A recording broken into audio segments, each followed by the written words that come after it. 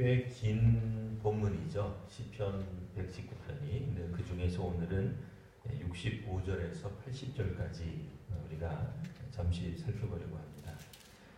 여호와께서 먼저 행하신 것을 우리가 살펴보면 여호와께서는 주의 말씀대로 주의 종을 선대하셨습니다. 주님은 약속대로 주의 종에게 선을 행하셨다 하는 말입니다. 주님이 그러면 어떤 약속을 하셨을까요? 주의 종에게. 주님께 이제 간구했던 내용들을 주님께서 이제 들어주신 것들, 이제 이런 것들이 이제 있을 겁니다. 자, 계속해서 이제 보다 보면 이제 나올 겁니다. 보시면 66절 내가 주의 계명을 믿었사오니 좋은 명철 지식을 내게 가르치소서. 여호와 하나님은 교사로 나타납니다. 가르치시는 스승으로 나타납니다. 주님이 나를 가르치시면 내가 배우겠습니다 라는 그런 뜻입니다. 우리가 사실 40이 넘으면 여간에서는 배우기가 어렵습니다. 잘 배우려고 하지 않습니다. 그래서 오죽하면 선교사를 예전에 저희가 파송할 때도 만 40이 넘으면 타문학교는 잘 안 보내려고 했어요. 뭐 특별한 경험이 없다든지, 뭐 외국어를 많이 해봤다든지, 뭐 아니면 외국에 살아본 경험이 있다든지, 뭐 그런 게 아니면 40이 넘으면 사실 사람들은 타문학원에서 사역하기가 여간 어려운 게 아닙니다. 우리들도 생각해보면 주의 말씀을 내게 가르치소서, 내가 주의 말씀을 배우겠습니다. 이게 참 쉽지 않습니다. 사람들 배우기보다는 가르치는 것을 더 훨씬 더 좋아합니다. 그런데 오늘 이제 시편 기자는 주께서 내게 가르쳐 주십시오. 이 표현을 계속 이야기합니다. 68절에도 보시면 주는 선하사 선을 행하시오니 주의 율례들로 나를 가르치소서. 주님이 나를 가르치셔야만 내가 주의 말씀대로 살아갈 수 있습니다. 주께서 나를 가르치시면 내가 배우겠습니다. 그런 마음이 있다라고 하는 것입니다. 우리가 어린아이와 같아야 되는 이유는 어린아이들이 굉장히 순종적이기 때문에 그래요. 배우려고 하기 때문에 그래요. 뭔가를 주장하기가 어렵죠. 어린아이들이 뭐 내가 살아보니 뭐 이런 말도 안 할 것이고 내가 배워본 바에 의하면 뭐 그런 얘기도 안 하겠죠. 그런 측면에서 예수께서도 주의 제자들에게 어린아이와 같지 아니하면 하나님 나라에 들어갈 수 없다라고 말씀을 하셨던 것입니다. 67절 보시면 고난당하기 전에는 내가 그릇 행하였다는 것을 깨닫게 되는 거예요. 명철과 지식이 없었을 때는 몰랐어요. 내가 왜 고난을 당하지? 이거는 항상 다른 사람이 문제예요. 다른 사람이 사악해서 그런 거예요. 근데 깨닫고 보니까 내가 그릇 행한 부분이 있구나. 그래서 하나님이 나에게 지금 훈계하시고 징계하시는구나. 왜 그랬어요? 66절에 보시면 명철과 지식을 내게 가르쳐 주십시오 라고 이야기를 했잖아요. 주께서 가르치시는 방식 중에 하나가 나로 하여금 고난 중에 있게 하시는, 물론 정확하게 표현하면 고난으로 이끌었다라기보다는 고난 중에 있는 나를 붙들어 주셔서 하나님의 뜻을 알도록 만들어 주셨다라고 하는 거예요. 사람들이 고난 중에 있거나 환난 중에 있거나 혹은 뭐 낙심하고 있는 가운데서 완전히 그릇 행하는 경우도 있습니다. 그냥 그 자리에 주저앉는 경우가 있어요. 자기 형편에 따라 자기 상황에 따라 말을 바꾸는 수가 있단 말이에요. 그러나 이제 고난을 당하기 전에는 내가 그릇 행하였더니 이제는 주의 말씀을 지킵니다. 그러니까 고난을 뚫고 지나간 사람, 고난을 극복한 사람이 주의 말씀을 지키게 되겠죠. 여간 고난을 당하면서 우리들이 상황에 따라 그냥 뭐 우리의 생각을 바꾸는 거예요. 헌신하겠습니다 하고 헌신하지 않는 거예요. 뭐라고 헌신하겠어요? 주님, 우리는 여기가 아니라 다른 곳에서도 헌신하지 할 수 있지 않겠습니까? 여기서만 헌신할 이유는 없죠, 사실. 근데 말을 이제 그렇게 이제 자꾸 바꾸는 거예요. 주님, 내가 지금 아니면 다음에 다른 장소에 가서 주께 헌신하겠습니다. 헌신 안 한다 소리는 안 했지만 실상은 안 하고 있는 거죠. 이해되셨어요? 때가 되면 제가 헌신하겠습니다. 다짐은 했는데 헌신은 안 했죠, 아직도. 내가 다른 곳에 가서 형편이 좀 나아지면 헌신하겠습니다. 상황이 좋아지면 혹은 나를 가로막는 어떤 것들이 없어지면 헌신하겠습니다. 여전히 헌신 안 하고 있는 거죠. 다짐만 하고 있는 거죠. 정확하게는 우격다짐을 하고 있는 거죠. 하나님 앞에서 하나님 이런 것들을 나한테 채워주시고 해결해 주시면 그때 가서 내가 주께 헌신할 수 있겠습니다. 제가 헌신하지 못하는 이유는 다 뭐 때문에요? 다른 사람들 때문에 그래요. 뭐 그런 식으로 이야기할 수 있단 말이에요. 그러나 이제 이 시편 기자는 내가 고난 당하기 전에는 내가 사실 이 그릇 행하였더니라고 하는 것을 이제서야 깨달은 거예요. 그러니까 고난 당하기 전에는 알지도 못했어요. 고난이 처음 시작될 때는 자기가 그릇 행해서 고난이 시작됐다는 생각을 단 한 번도 해보지 않았다가 주께서 나를 가르쳐 주시기 시작하니까 내가 주의 말씀을 지켜야 되겠구나. 각자에게 주어진 주의 말씀들이 있어요. 우리가 세례를 받을 때 하나님 앞에 서약한 게 있어요. 혹은 항전직으로 임직할 때 하나님 앞에 서약한 게 있어요. 그 서약한 것들을 잊지 말아야 됩니다. 69절 교만한 자들은 거짓을 지어 나를 치려 하였사오나 교만한 자들이 거짓을 지어 나를 치려고 하니 이 얼마나 주의 법도를 지키기가 어렵겠습니까? 그런데도 그 와중에 나는 전심으로 주의 법도를 지키겠습니다. 라고 이야기를 하는 거예요. 시편 119편 다른 구절에 보시면 여전히 자신은 주의 법도를 지키고 있는 사람으로 묘사되고 있습니다. 교만한 자들은 70절 그들의 마음이 살이 졌어요. 요즘은 살찐 거 가지고 뭐라 그러면 소송을 당할 수가 있습니다. 그러니까 이런 말 함부로 하면 안 돼요. 근데 이제 성경에 있는 거니까 그리고 성경에서도 그래서 각주를 달아놨어요. 제가 가진 성경이 살쪄서 이렇게 적어놨어요. 마음이 둔하여 기름에 잠긴 같으나. 어쨌든 지방덩어리라는 얘기죠. 뭐 어쨌든 마음이 둔하다고 그렇게 얘기하면 또 소송당할 수가 있으니까 누구로부터? 살찐 사람으로부터 소송당할 수 있으니까 그냥 마음이 둔해졌다. 그 말이 맞습니다. 그들의 마음이 둔해지는 거예요. 자, 그래서 기름덩이 같으나 난 주의 법을 즐거워합니다. 그들은 누구예요? 교만한 자들, 거짓을 지어서 나를 치려는 사람들.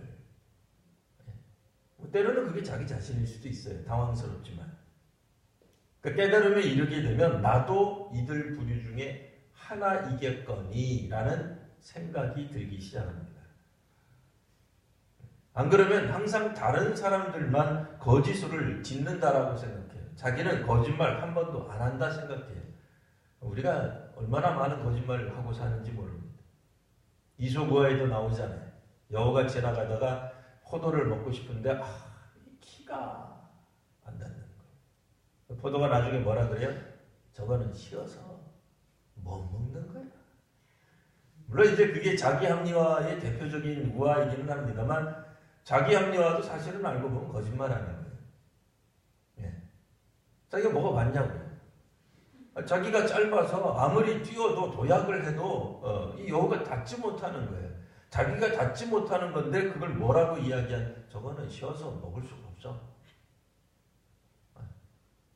사실 우리가 자기 합리화를 얼마나 많이 합니까? 그러니까 내가 하면 무엇이고 남이 하면 무엇 이게 다 자기 합리화예요. 사실 자기를 그렇게 또 아프게 공격하는 게 꼭 좋다고 말할 수는 없겠죠. 자기를 남을 비판하듯이 비판하면 자기가 어떻게 살겠어요? 자존감 떨어져서. 그러니까 어느 정도는 우리가 자기에 대해서, 자기 가족에 대해서, 자기 친구에 대해서, 자기 동료에 대해서 감싸주는 마음이 또 실상은 있어야지 또 우리가 같이 또 같은 동료로서 살만하고 가족으로서 살만하고 또 나로서 살만하겠죠. 근데 그건 어느 정도 수준이에요. 근데 그것조차도 사실은 곰곰이 생각해보면 거짓말하고 있는 거예요. 우리는 우리 스스로 거짓말하고 있지 않다고 생각합니다. 그러나 우리들 스스로도 거짓을 지어 다른 사람을 공격하는 발언을 얼마든지 할 수 있어요. 요즘은 소위 말하는 그 팩트 체크라고 하는 게 왜 이 시대에 화두가 되었는지 잘 모르겠는데요. 이게 아주 공공연히 나와요. 근데 실제로 팩트는 거의 없어요. 네. 보는 관점에 따라 다 틀려요. 어린아이가 보는 세상은 그의 키높이만큼밖에 보이지 않는 거예요. 우리가 농담삼아 그러잖아요. 한 2m쯤 가까이 사는 사람들, 그 키가 큰 사람들, 그 위에 공기는 좀 어떠냐? 그렇게 얘기하잖아요. 2m쯤 되는 사람이 보는 세계와 150 정도 되는 사람이 보는 세계가 같을 수가 없어요. 다 다른 거예요. 난생 처음 코끼리를 본 사람들이 뭐라고 표현할까요? 난생 처음 봤다고 말씀드렸어요. 그때는 뭐 동영상도 사진도 아무것도 없어요. 그러면 자기가 보고 자기가 강조하고 싶은 것만 말해요. 그렇다고 해서 팩트가 아니야. 다 팩트예요. 어떤 사람은 귀가 코끼리 귀를 설명할 수 있어요. 펄럭거리는 것이 휘장과 같고 뭐 틀린 말 아니죠. 어떤 사람은 코끼리 코를 설명할 수 있어요. 어떤 사람은 코끼리의 우람한 다리를 설명할 수도 있겠죠. 각자 우리들은 자기가 본 것만 볼 수밖에 없어요. 왜냐면 우리가 한계를 가진 인간이기 때문에 그래요. 우리가 보고 듣고 맛보고 하는 것이 절대적이냐? 절대적이지 않아요. 여러분 음식 드실 때 어떠세요? 어떤 사람은 똑같은데 굉장히 맛있다 그러는데 어떤 사람은 짜다 그래요. 짠 사람이 거짓말하는 겁니까? 그 사람이 입맛이 짠 거예요. 거짓말한 거 아니에요. 다른 사람에게 상처 주려고 말한 것도 아니에요. 그냥 자기 입맛을 짠 거예요. 근데 매운 정도도 사람에 따라 이 정도는 돼야 맵지라고 말하는데 어떤 사람은 냄새만 맡아도 기함할 정도로 매울 수 있는 거예요. 뭐가 팩트예요? 사람마다 틀려요. 근데 그걸 우리가 인정하지 않아요. 인정하지 않으면 어떻게 돼요? 다 이 세상은 실제로 거짓으로 가득 차 있는 게 맞아요. 진정한 의미에서의 진리 혹은 팩트라고 사실이라고 하는 것을 우리가 추구하기가 어렵습니다. 차라리 그냥 뭐 숫자로 나와 있고 물건으로 나와 있으면 모르겠는데 심지어는 물건조차도 표현하는 게 각자 다 틀리다니까요. 숫자에 대한 생각도 다 틀립니다. 어떤 사람은 100만 원이 그저 우리가 생각할 때는 100만 원이 어떤 사람에게는 1000만 원이나 1억 정도의 가치를 느끼는 사람도 있을 것이고 우리에게 100만 원 굉장히 큰 돈이지만 어떤 사람에게는 뭐 우리가 100원 생각하듯이 생각하는 사람도 있단 말이에요. 가치가 틀려요. 보는 게 틀리는 게 아니라 가치가 틀린 거예요. 값을 매기는 가치예요, 가치. 이게 가치 있냐 없냐 무가치 아니야. 정말 가치를 따진다면 얼마나 어느 정도 가치를 가질 거냐? 그 당연히 내 몸, 내 식구, 뭐 내 사람 이런 사람들에게는 가치를 좀 더 높이 평가하죠. 당연하잖아요. 내 친구하고 모르는 사람이 물에 빠졌을 때 누구를 구해줘야 돼요? 두말하면 잔소리죠. 아니 친한 사람, 아는 사람은 구하죠. 근데 모르는 사람을 왜 구하겠어요? 힘이 남아도는 구하죠. 힘이 안 남아돌았을 때 오직 한 명만 구할 수 있을 때 가치가 틀려서 그래요. 그러니까 그런 면에서 보면 어떤 사람들이 어떠한 사건을 놓고 이야기할 때 분명히 서로 다른 가치관에 따라 이야기하면 어떤 게 진실인 거예요. 진실이 아닌 게 훨씬 많은 거예요. 우리도 본의 아니게 알고도 모르게 짓는 죄들이 많은 겁니다. 우리도 거짓을 진실로 믿고 살아가는 것도 많은 겁니다. 내가 옳다고 주장하기 위해서는 상대방이 틀려야만 되는 겁니다. 그래야 내가 살만 나잖아요. 내가 무가치해지지 않잖아요. 그럴 리 없지만 제가 반주자랑 싸웠어요. 뭐라 그러겠어요? 아무것도 모르는 저 사람 나한테 틀렸다. 이렇게 얘기하지 않겠어요? 네? 그렇게 얘기해야 되는 거죠. 왜? 그래야 내가 사니까. 그런 것처럼 우리도 이제 이런 마음들이 들 수 있단 말이에요. 자, 그런데 71절 고난당한 것이 내게 유익이라 이로 말미암아 내가 주의 율례들을 배우게 되었습니다.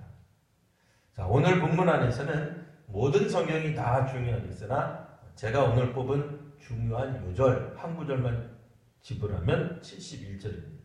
그런 의미에서 같이 한번 71절을 읽어보도록 하겠습니다. 고난당한 것이 내게 유익이라 이로 말미암아 내가 주의 율례들을 배우게 되었나이다. 아멘. 고난당하기 전에는 몰랐던 것들을 알게 된다라는 뜻이에요. 일부러 젊어 고생을 사서 한다고 일부러 고생하자 그런 뜻은 아닙니다. 원치 않는 일을 당한 것이에요. 고난 당한 것이에요. 고생하는 게 아니라 고난 당한 거예요. 내가 원해서가 된 게 아니라 상황이 그렇게 흘러간 거예요. 내가 원치 않는 그런 고난의 늪으로 빠져간 거예요. 고난이라고 하는 게 오늘 성경에도 보시면 교만한 자들이 거짓을 지어 나를 치려고 하고 넘어뜨린 것도 고난이에요. 사람 때문에 일어나는 거예요. 내 스스로 하나님 앞에서 올바르지 못해서 하나님이 징계하셔서 궁극적으로는 그 고난의 길로 가게 된 건데, 자, 고난당한 것이 어떻게 유익이 될 수 있겠어요? 이로 말미암아 주의 율례들을 배울 수 있게 되었기 때문에 그래요. 고난받는 중에 오히려 하나님의 율법을, 하나님의 말씀을 깨닫게 되기 때문에 그래요. 근데 배우게 되면은 이게 이제 은혜가 되는 거죠. 근데 배우지 못하면 여전히 불평으로 남는 거예요. 마음의 상처로 남아있고 해결되지 못한 문제로 남아있으면 우리 의식 말고 무의식이 있어요. 이 의식은 우리가 생각해내는 것들이에요. 기억하는 것들이에요. 근데 무의식이 있어요. 의식의 저 반대편에. 근데 마음의 방에다가 몇 톤지는 몰라도 저 깊숙한 곳에 집어넣어요. 나의 원망, 나의 실패. 왜? 내가 원망하는 걸 내가 인정할 수 없잖아요. 우리 인정하기 어렵잖아요. 왜 어렵죠? 우리 그리스도인이니까. 우리는 다른 사람들을 원망하는 걸 죄악시한다. 왜냐면 원수도 사랑하라 그랬거든요. 그러니까 내가 다른 사람 미워한다. 그거를 절대로 입 밖으로 낼 수가 없어요. 내가 실패했다. 내가 잘못했다. 그거 인정하기 어려워요. 이거 어떻게 해요? 무의식의 저 방 깊은 곳에 가두어 놓고 열쇠로 잠가 놓고 열쇠를 바닷물에 가서 확 집어 던져버려요.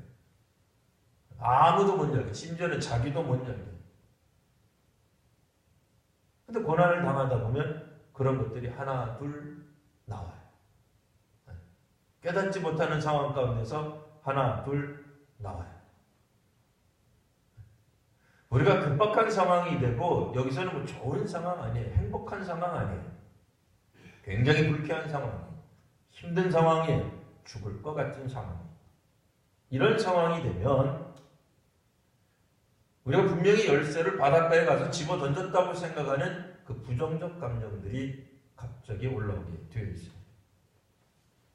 근데 그때에 하나님의 말씀으로 우리가 위로를 받기 시작하고 오늘 시편 기자가 말했던 것처럼 하나님 나를 가르쳐 주세요. 근데 하나님이 정말로 우리를 가르쳐 주시는 것을 깨닫게 되기 시작하면 거기에서부터 하나님의 말씀이, 하나님의 뜻이 보이기 시작해요. 자, 그래서 아까도 뭐라고 얘기했다고요?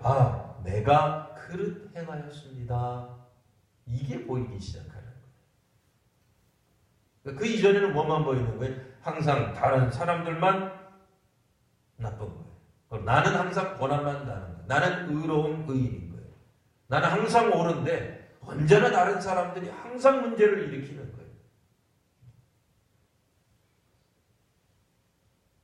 네, 그러다가 이제 이분이 이제 이야기를 합니다. 쭉 넘어가셔서요. 78절 보시면 교만한 자들이 거짓으로 나를 엎드려 때렸으니 그들이 수치를 당하게 하소서. 나는 주의 법도들을 작은 소리로 읊조리이다. 자, 그들이 수치를 당하게 하소서라고 하는 것은 하나님이 보응하소서라는 얘기예요. 내가 가서 그들을 때려주거나 내가 직접 어떻게 해결해 보겠다 그런 얘기가 아닙니다. 여론을 만들어서 소문을 내서 그를 부끄럽게 만들겠다 그런 얘기도 아닙니다. 주님께서 처리해 주십시오. 나는 주의 법도대로만 살아가겠습니다. 자, 79절 주를 경외하는 자들이 내게 돌아오게 하소서. 주를 경외하는 자들이 왜 이 시편 기자에게 돌아와야 될까요? 주를 경외하는 자들은 그냥 원래 경외하면 되잖아요.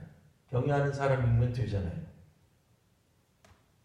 이 말씀은 시인의 기자, 그러니까 시편 기자의 친구들이 사실은 주를 경외하던 사람들이었어요. 근데 그들 중에 몇몇 사람들이 실족한 거예요. 그래서 친구를 떠난 거예요. 그러니까 시편 기자를 떠난 거예요. 그리고 궁극적으로는 주를 떠나게 된 거예요.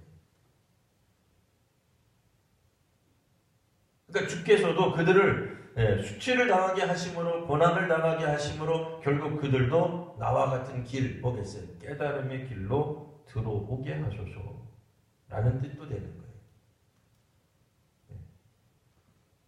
이 수치를 당한다라고 하는 것이 꼭 뭐 복수하고 뭐 그런 개념으로 꼭 보지 않으셔도 돼요. 보실 필요가 없습니다. 그 본디 시인과 시인 주변에 있던 사람들이 무슨 문제 때문인지 모르지만 갑자기 그들 사이가 틀어지기 시작했어요. 관계가 깨어지기 시작했습니다. 그들이 이제 악해졌어요. 교만해졌어요. 그래서 거짓을 지어서 이 사람을 그냥 몰아세웠어요.